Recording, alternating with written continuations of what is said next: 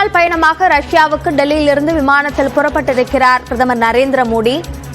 2 நாள் பயணமாக Russia Ukraine போர் தொடங்கிய பிறகு முதல் பயணமாக பிரதமர் நரேந்திர மோடி ரஷ்யாவுக்கு செல்வது குறிப்பிடத்தக்கது. கூடுதல் விவரங்களை நம்முடைய செய்தியாளர் சுசித்ராவிடம் கேட்கலாம். சுசித்ரா, இந்த பயணத்திற்கான காரணமாக இந்திய அரசு தரப்பில் என்ன தெரிவிக்கப்பட்டுள்ளது?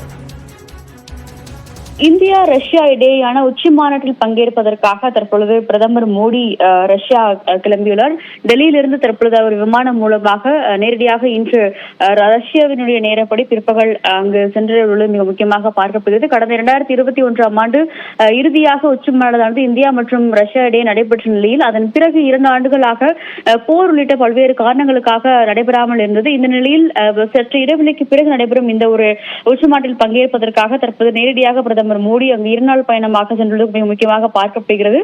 அங்கு அவருக்கு பலத்த வரவேற்பை இந்தியா அங்கு வசிக்கும் இந்தியர்கள் அளிக்க உள்ளது மிக முக்கியமாக பார்க்கப்படுகிறது. 2 நாள் பயணத்தில் பல்வேறு ஆலோசனைகளை ராஜாங்க ரீதியிலான பேச்சுவார்த்தைகளிலும் இந்தியா மற்றும் ரஷ்யா இடையேயான அந்த ஒரு பேச்சுவார்த்தைகளை 2 நாட்டுடைய பிரதமர் மோடி மற்றும் ரஷ்யாவுடைய அதிபர் விளாடிமிர் புதின் ஆகிய 2 பேருமே செய்ய இருக்கிறார்கள்.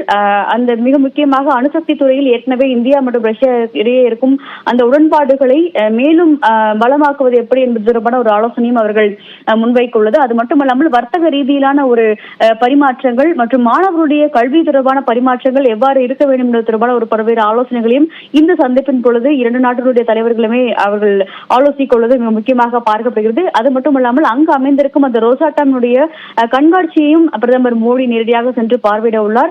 இந்த சந்திப்புகளை மட்டுமல்லாமல் இது தவிர பிரதமர் மோடிக்கு ஒரு தனியாக ஒரு சிறப்பு இரவு விருந்தையும் ரஷ்யாவுடைய அதிபர் விளாடிமிர் புதின் இன்று இரவு வழங்க உள்ளது மிக முக்கியமாக பார்க்கப்படுகிறது. ரஷ்யா உக்ரைனுடைய அந்த போர் சூழலானது நிலவி வரும் நிலையில் மேற்கத்திய நாடுகள் ரஷ்யாவின் மீதான பல்வேறு சாங்ஷன்களை ஏற்கனவே விதித்து வந்தது நிலையில் இந்த ஒரு சந்திப்பு என்பது மிக முக்கியத்துவம் வாய்ந்ததாக அமையும் என்ற ஒரு எதிர்பார்ப்பானது சர்வதேச அரசியல் வட்டாரத்தில் கருதப்படுகிறது.